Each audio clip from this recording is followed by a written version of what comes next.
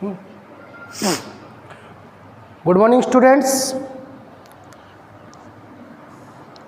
आशा करता हूँ आप सब लोग घर पे ठीक होंगे। तो हम हमारे लेसन की ओर चलते हैं जिसका नाम था न्याय। इसके मैं आपको दो टॉपिक क्लियर करा चुका।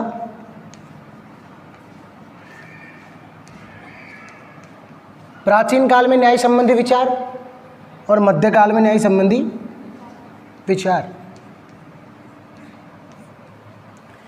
प्राचीन काल में न्याय को प्रस्तुत करने वाले विचारक कौन थे? प्लेटो और अरस्तु। जिसमें प्लेटो की न्याय की अवधारणा इस प्रकार की, या प्लेटो ने न्याय की परिभाषा इस प्रकार दी थी कि व्यक्ति का अपना निर्दिष्ट अनुसार कार्य करना और किसी दूसरे के कार्य में हस्तक्षेप न करना ही न्याय है। तो अरस्तु ने बताया मानवीय संबंधों का नियमन ही न्याय है। प्लेटो ने भी न्याय के दो प्रकार बताए, व्यक्तिगत न्याय और राजनीतिक न्याय। और अरस्तु ने भी न्याय के दो प्रकार बताए, वितरणात्मक न्याय और सुधारात्मक न्याय। प्लेटो का न्याय नैतिक था, लेकिन अरस्तु का न्याय कानूनी था एक तरीके से। ये हमने पढ़ा। इसके बाद में मध्यकाल में आए जिसमें हमने संत ऑगस्टाइन और थॉमस एक्विनास के बारे में पढ़ा। संत ऑगस्टाइन की पुस्तक द सिटी ऑफ गॉड के बारे में पढ़ा और उनके कथन कि जिन राज्यों में न्याय विद्वान नहीं है वहाँ केवल चोर उचक्कों की खरीद फरोख्त है, ये भी हमने पढ़ा। इसके अलावा थॉमस एक्विनास की परिभाषा पढ़ी कि न्याय अनुशासित और सुव्यवस्थित जीवन जीने और उन कर्तव्यों का पालन करने से जिनकी व्यवस्था मांग करती है। यहाँ तक हमने कंप्लीट कर लिया था और उम्मीद करता हूँ आप लोगों को समझ में भी आया होगा। तो प्राचीन काल और मध्यकाल में जो न्याय संबंधी विचार थे उनके बारे में हमने समस्त बातें कर ली। अब मैं आज आपके सामने जो टॉपिक प्रस्तुत करूँगा, जिससे आपको रूबरू कराऊंगा, उस टॉपिक का नाम है, डाल लीजिए आप लोग स्टूडेंट्स, आधुनिक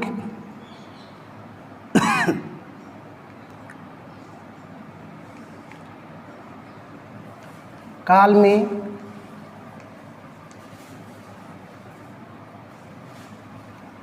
न्याय संबंधी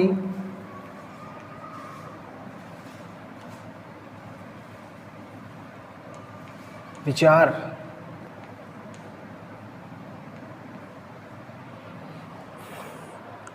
अब तीसरा जो न्याय को जिन अवस्थाओं में पढ़ा जाता है उसकी तीसरी अवस्था कौन सी है? आधुनिक काल में न्याय संबंधी विचार। और आधुनिक काल में जो न्याय संबंधी विचारों को प्रस्तुत करने में महत्वपूर्ण भूमिका जिन विचारों को निभाई थी उनमें पहले डेविड ह्यूम,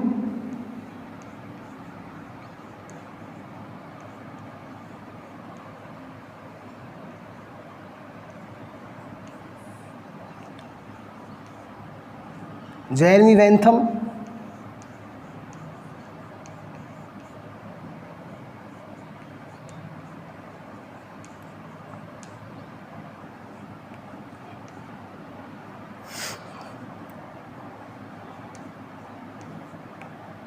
जॉन स्टुअर्ट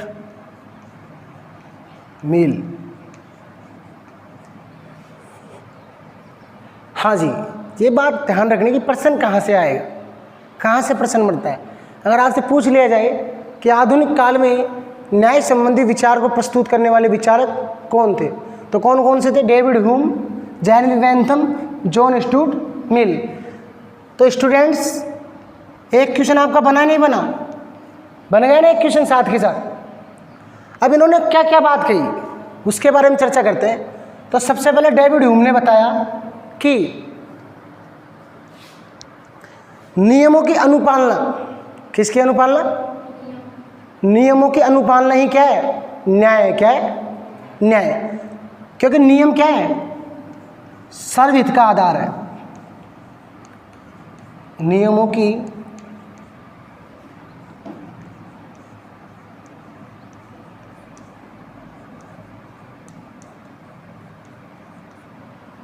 ही न्याय है,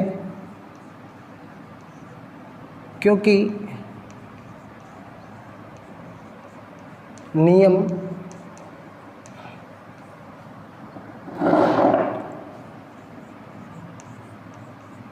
सर्वहित का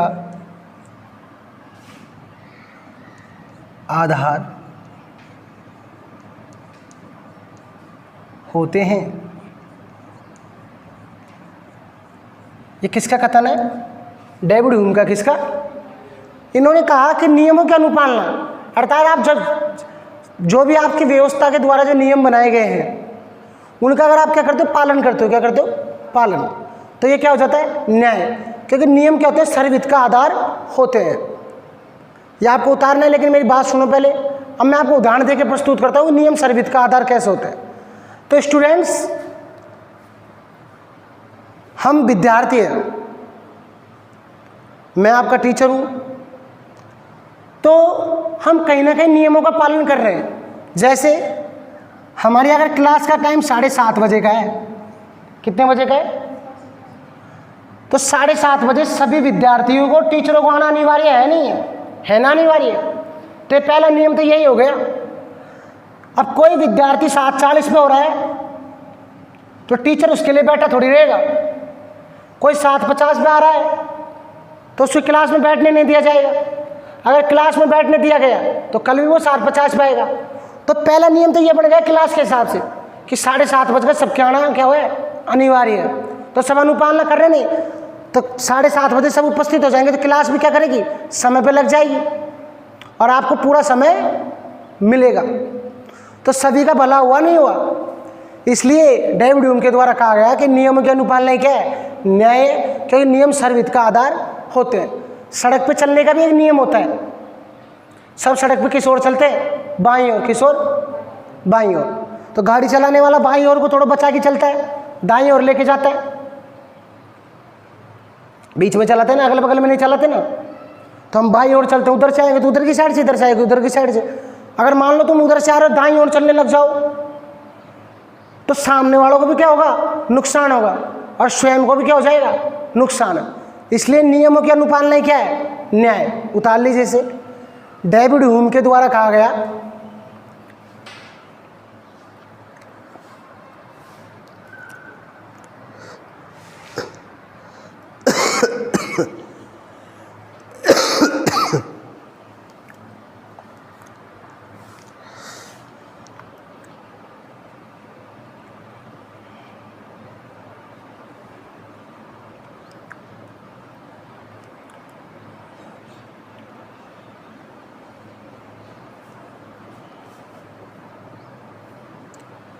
डेविड ह्यूम के द्वारा कहा गया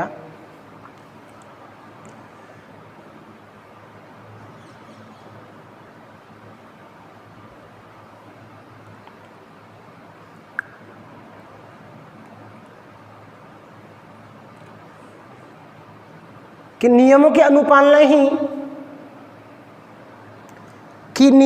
अनुपालना ही न्याय है, क्योंकि नियम सर्वहित का आधार होते हैं, सभी का भला करने वाले होते हैं। अगर आपकी प्रशासनिक व्यवस्था, राज्य व्यवस्था, कोई सी भी व्यवस्था हो जिसके तले आप अपना पालन पोषण कर रहे हो, जिस तले आप रह रहे हो, उस व्यवस्था के द्वारा जो आपके द्वारा नियम बनाए जाते हैं, अगर आप उनका पालन करते हो तो होता है वो सभी के लिए अच्छा होता है। इसके बाद में आधुनिक काल में जेरेमी बेंथम का नाम आता है। किसका आता है? जेरेमी बेंथम का। जेरेमी बेंथम ने एक सिद्धांत दिया था।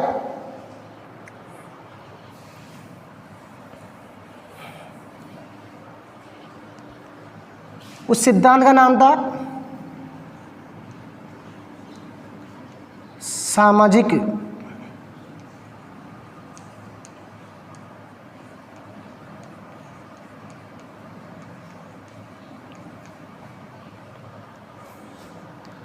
उपयोगिता का सिद्धांत।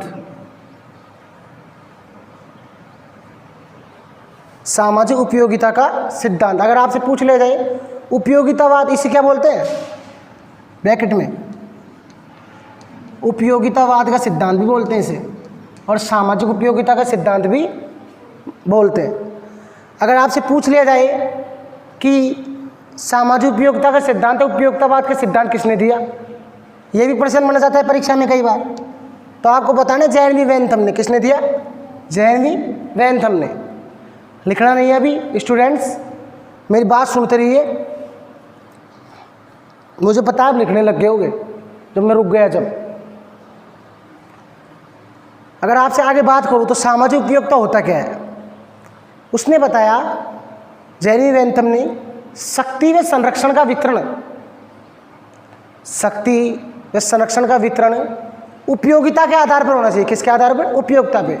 और उस उपयोगिता का उसने मूल मंत्र दिया, अधिकतम लोगों को अधिकतम सुख, अर्थात संसाधनों का इस तरीके से प्रयोग हो कि जो अधिक से अधिक लोगों के बीच में बढ़ सके और अधिक से अधिक लोगों को क्या पहुंचे, उससे लाभ पहुंचे। अब लिखिए,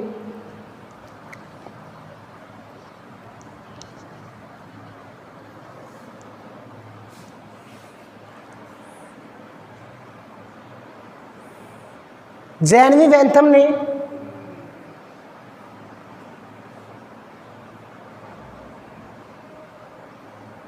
जेरेमी बेंथम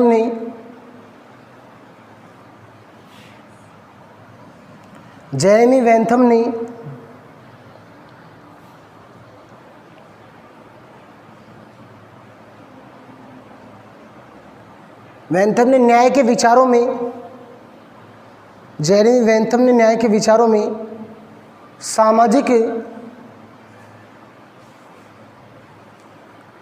उपयोगिता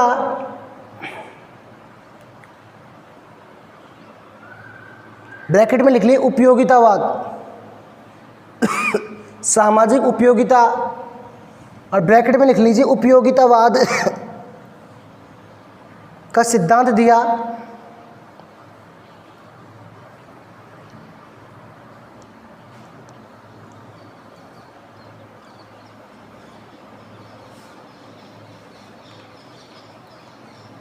उपयोगितावाद का सिद्धांत दिया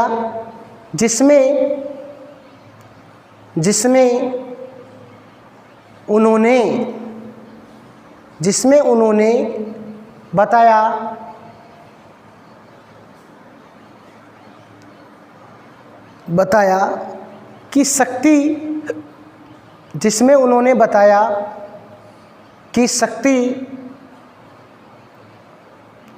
व संरक्षण का वितरण, शक्ति व संरक्षण का वितरण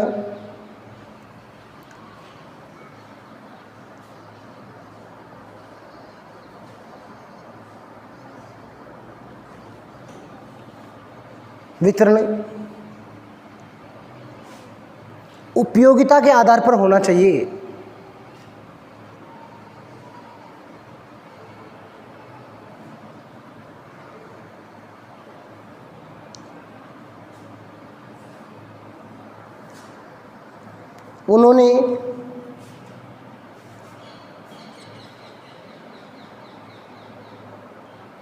उन्होंने उपयोगिता का मूल मंत्र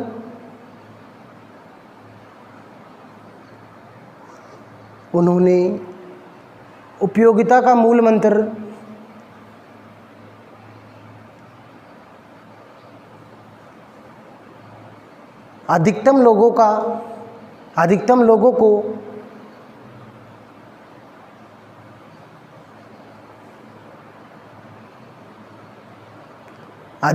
को अधिकतम सुख,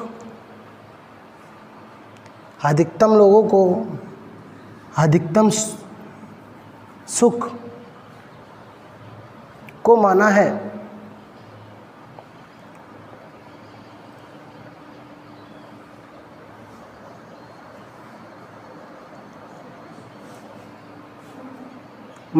लिख लिया यहाँ तक स्टूडेंट्स? अधिकतम लोगों का अधिकतम सुख को माना है। इसके बाद में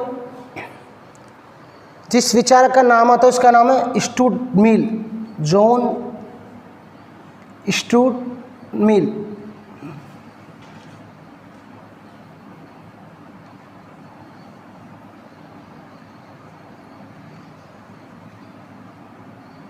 जॉन स्टूअर्ट मिल ने जो जेरेमी बेंथम था, इसके सामाजिक उपयोगितावाद के सिद्धांत का क्या किया?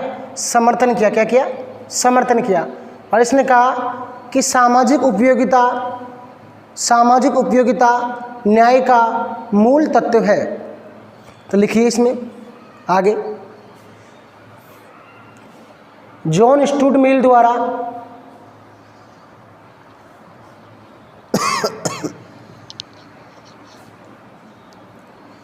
जॉन स्टूअर्ट मिल द्वारा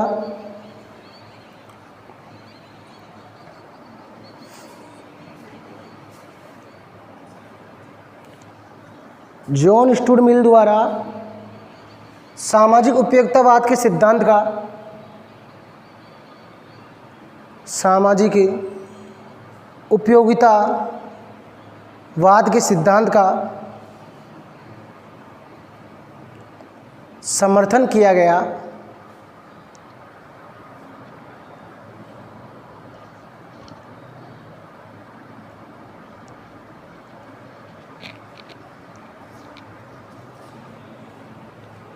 समर्थन किया गया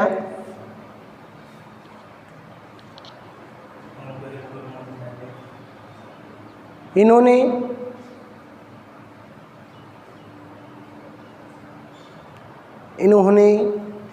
सामाजिक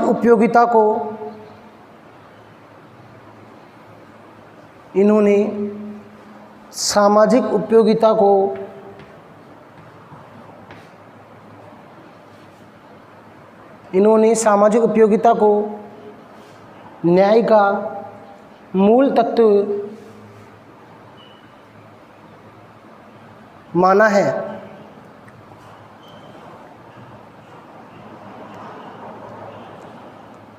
देखिए स्टूडेंट, तीन विचारकों की तीन बातें प्रमुख थी और इसी के साथ क्या बन गए, तीन क्वेश्चन भी बन गए और सरलता से आपको क्या आ गई चीज़ समझ में भी आ गई। तो आपको यही करना है कि छोटे छोटे टुकड़ों में पढ़ना है। किस में पढ़ना है? छोटे छोटे टुकड़ों में। उत्तर को एक साथ पढ़ने की कोशिश मत करो, उसे टुकड़ों में बदल कर। जिंदगी में एक चीज़ को ध्यान रखना कि आप 100 ईंटों को एक साथ लेके जाओगे ना उठा के, तो आपको उसमें लगने का भी डर रहेगा। चाहे आपको सरलता मिल जाए लेकिन उस दीवार को आप एक साथ खड़ी भी नहीं कर पाओगे। लेकिन आप 100 ईंटों को अलग अलग लेके जाओगे ना, तो आप मनचाहा ढांचा बना सकते हो, उससे बना सकते हो नहीं बना सकते। इसलिए टुकड़ों में पढ़ना सीखो। प्रश्न बड़ा है तो उसको 2-3 टॉपिकों में बदल लो, फिर पढ़ो, आपको अच्छी तरीके से याद हो जाएगा, सरलता से याद हो जाएगा।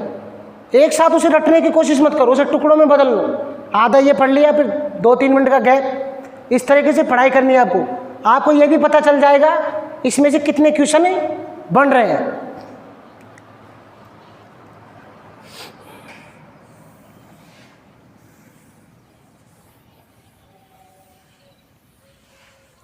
अब स्टूडेंट 2-3 बातें हो रहे हैं आधुनिक काल में न्याय संबंधी विचार से, तो आप नोट लगा के लिख लीजिए। नोट नंबर फर्स्ट,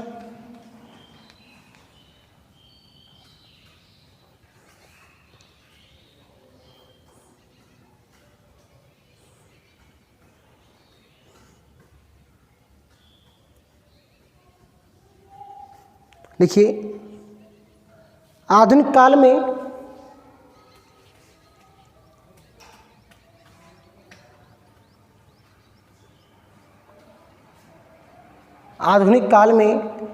न्याय के कानूनी रूप को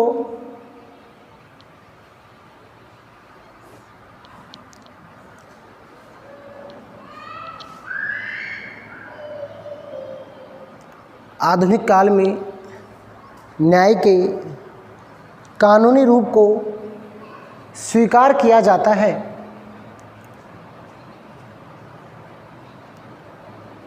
आधुनिक काल में न्याय के कानूनी रूप को स्वीकार किया जाता है। अगर आपसे पूछ लिया जाए कि आधुनिक काल में न्याय के किस रूप को स्वीकार किया जाता है, तो आपको उत्तर देना है कानूनी रूप को। और प्राचीन काल में नैतिक न्याय। कौन सा न्याय? नैतिक न्याय। नोट नंबर सेकंड लिखिए,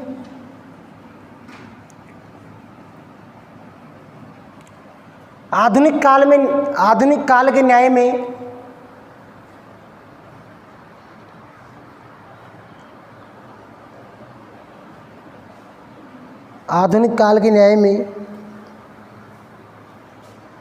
में प्राकृतिक कानून को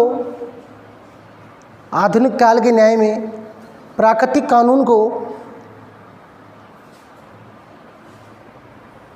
कानून को अस्वीकार करके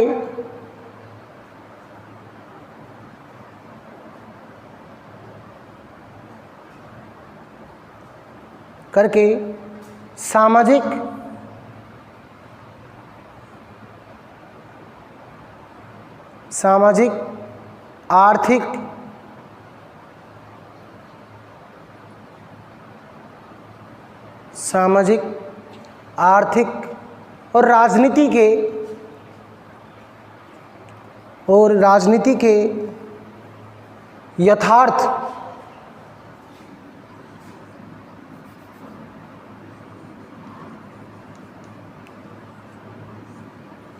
यथार्थ रूप को स्वीकार किया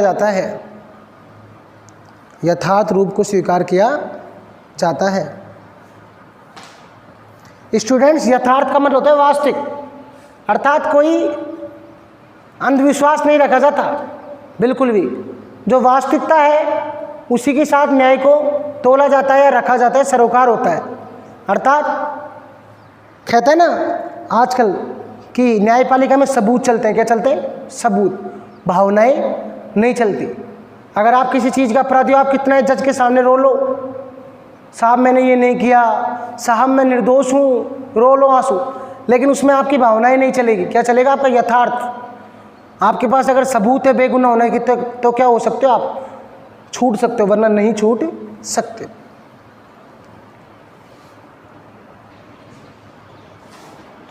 हाँ, तो स्टूडेंट्स, आधुनिक काल में न्याय संबंधी विचारों को मैंने आपकी जो जानकारी थी वो समस्त जानकारी मैं आपको दे चुका। हमारे सामने न्याय के 3 कालखंड थे जो पूरे हो चुके, कि प्राचीन काल में न्याय किस प्रकार का था, मध्यकाल में किस प्रकार का था, और आधुनिक काल में न्याय का किस प्रकार से, किन किन विचारकों ने दिया, कौन कौन से सिद्धांतों का प्रतिपादन हुआ, न्याय के प्रतिपादक कौन थे। समस्त क्वेश्चन आपके सामने आ चुके हैं। फिर मैं आपसे कहता हूँ, जितने भी क्वेश्चन मैंने आप लोगों को बताए हैं उनको आपकी फेयर कॉपी है, जो भी आप कॉपी में काम कर रहे हो उसमें आपको उतारना है और उन क्वेश्चनों के उत्तर आपको स्वयं देने हैं। और मैंने बता दिया आप लोगों को, आपको कोई प्रॉब्लम है या समस्या आ रही है, कोई क्वेश्चन समझ में नहीं आया है, उसका उत्तर चाहते हो आप, तो आप कमेंट्स में लिख सकते हो। आधुनिक काल में न्याय संबंधी विचार पूर्ण रूप से पूरे हो चुके, लेकिन कुछ विचारक ऐसे थे जो इन विचारों से असंतुष्ट थे। क्या थे? असंतुष्ट। जिनमें एक प्रमुख नाम था जॉन रॉल्स का। किसका नाम था? John Rawls.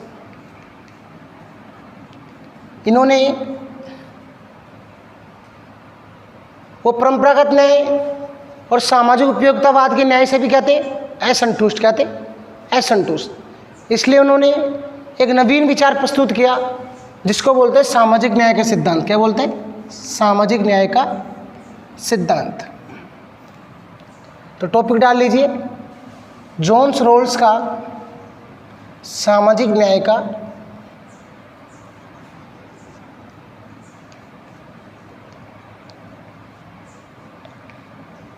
सिद्धांत।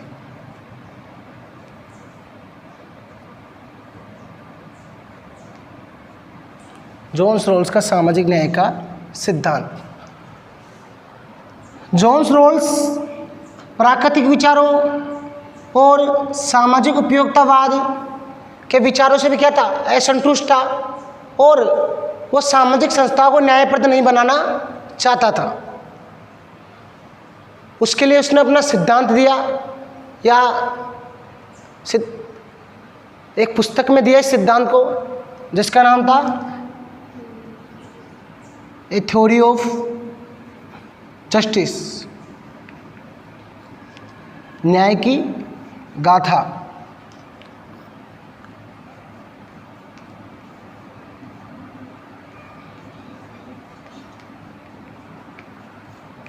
तो एक क्वेश्चन ये भी बन गया स्टूडेंट, परीक्षा में पूछ लेता है कई बार, और इस बार पूछ सकता है कि ये थ्योरी ऑफ जस्टिस के लेखक कौन थे? John Rawls. A theory of justice के रचनाकार कौन थे? John roles. जॉन रोल्स की पुस्तक का नाम बताइए, ए थ्योरी ऑफ जस्टिस। कैसे भी क्वेश्चन, प्रश्न कहाँ से आएगा ये पता होना चाहिए आपको। प्रश्न कैसे भी बन सकता है और उत्तर क्या होगा उसका? एक ही होगा। उत्तर अलग नहीं होगा। उत्तर क्या है? एक ही है। लेकिन एग्जामिनर का जो आपकी परीक्षा लेने वाला है, पेपर बनाने वाला है, उसका पूछने का तरीका क्या हो सकता है? अलग हो सकता है। तो लिखिए,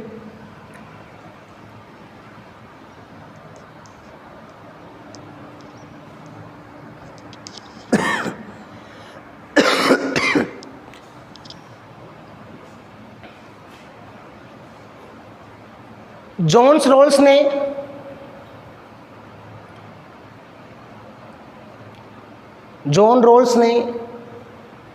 अपनी पुस्तक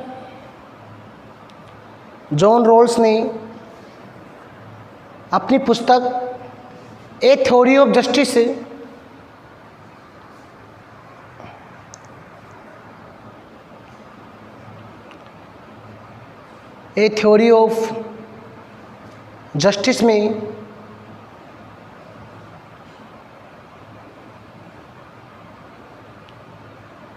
ऑफ जस्टिस में सामाजिक न्याय को प्रस्तुत किया। सामाजिक न्याय की अवधारणा को प्रस्तुत किया। जॉन रोल्स ने अपनी पुस्तक ए थ्योरी ऑफ जस्टिस में सामाजिक न्याय की अवधारणा को प्रस्तुत किया।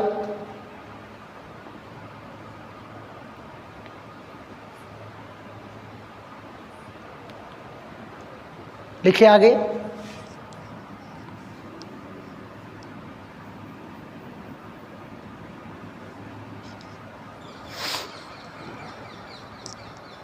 जॉन रोल्स ने, लाइन छोड़ के लिखना है स्टूडेंट्स, लाइन छोड़ के। जॉन रोल्स ने संवैधानिक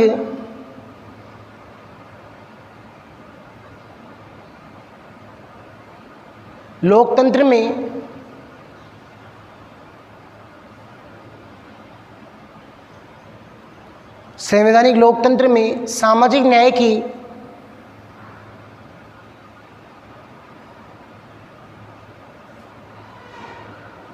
उत्पत्ति के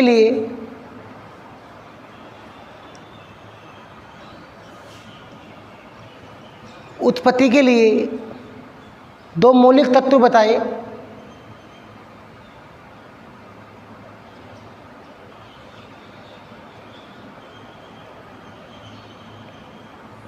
जो निम्नलिखित है।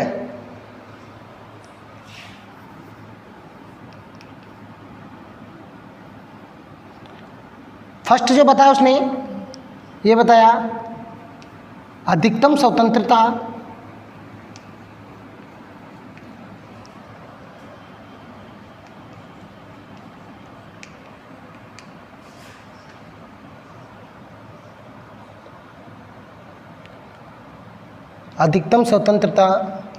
स्वयं की स्वतंत्रता के लिए होती है।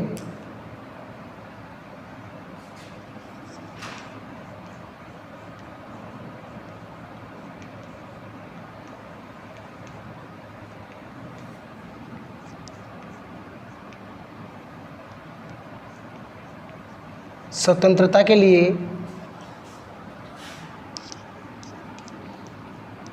होती है जो आपके जैसे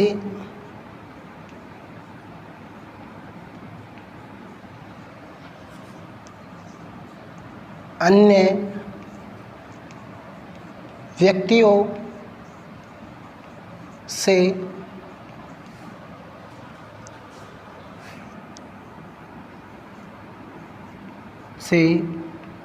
उपलब्ध होती है।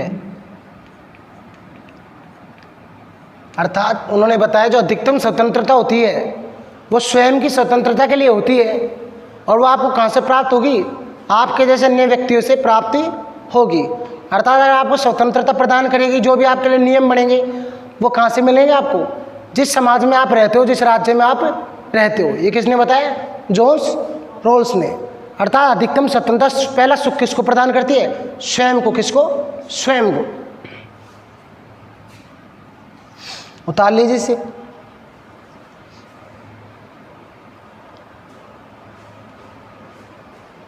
स्टूडेंट्स, अगर मैं बोर्ड पे लिखवा रहा हूँ तो आपको क्या करना है? साथ के साथ में उतारना है।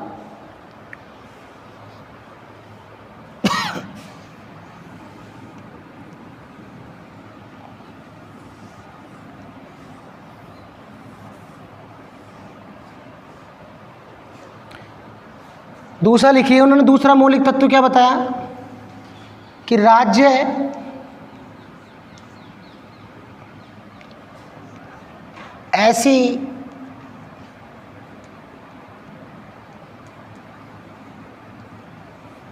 ऐसी सामाजिक आर्थिक स्थिति बनाए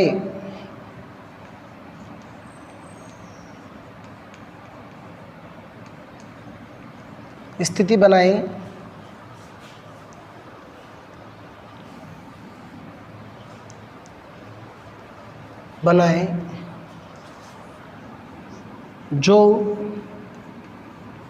लोगों के लिए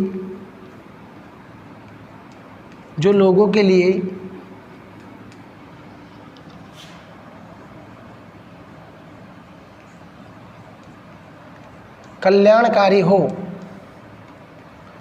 जो लोगों के लिए कल्याणकारी हो। अब दूसरा क्या बताता है मौलिक तत्व सामाजिक न्याय के लिए? कि राज्य सामाजिक अर्थात समाज में सभी को समान अवसर, समान रोजगार के अवसर, ऐसी स्थिति बना के रखे जो लोगों के लिए क्या हो? कल्याणकारी हो। अर्थात किसी के साथ कोई भेदभाव नहीं हो। ये किसने बताए? जॉन रोल्स ने। सामाजिक न्याय के लिए। किसके लिए? सामाजिक न्याय। अब जो एक लाइन नोट लगा के लिख लीजिए आप।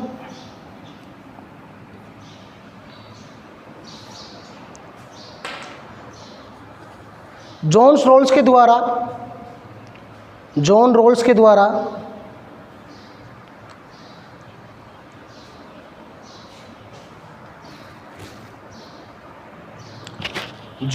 के द्वारा सबकी प्रगति के लिए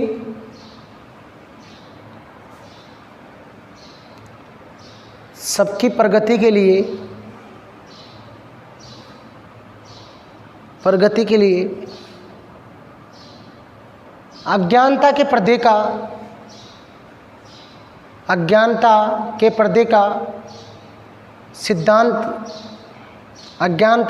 का सिद्धांत का प्रतिपादन किया गया।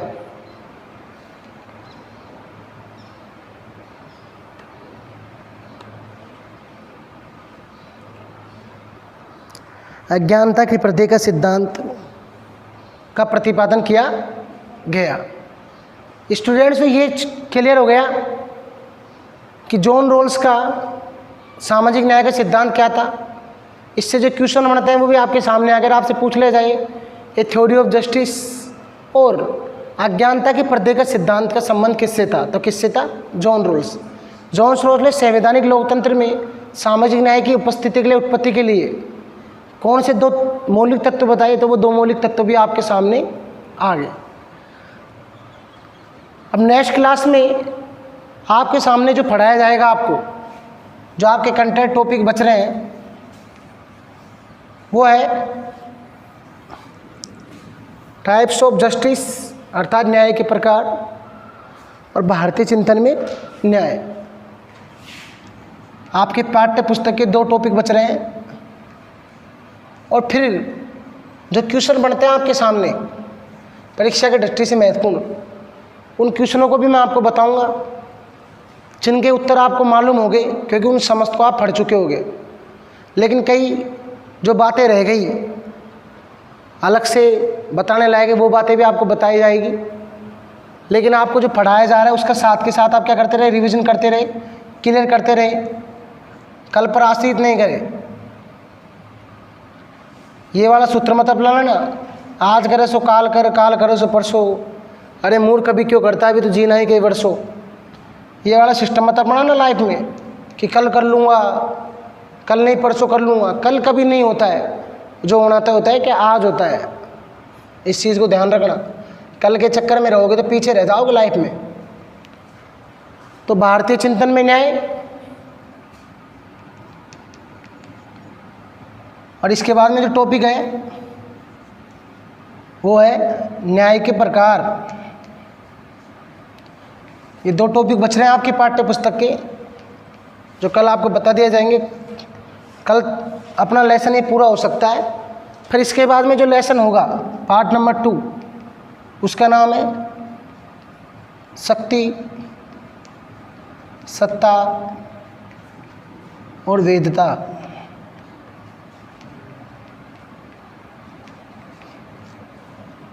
ये आपकी यूनिट के पार्ट है। इसके बाद में धर्म है, स्वतंत्रता, समानता है। तो जब तक मैंने आपको जो पढ़ा दिया उसका रिवीजन करें और क्वेश्चन बनाएं। कोई समस्या हो तो कमेंट्स में डाल सकते हो आप।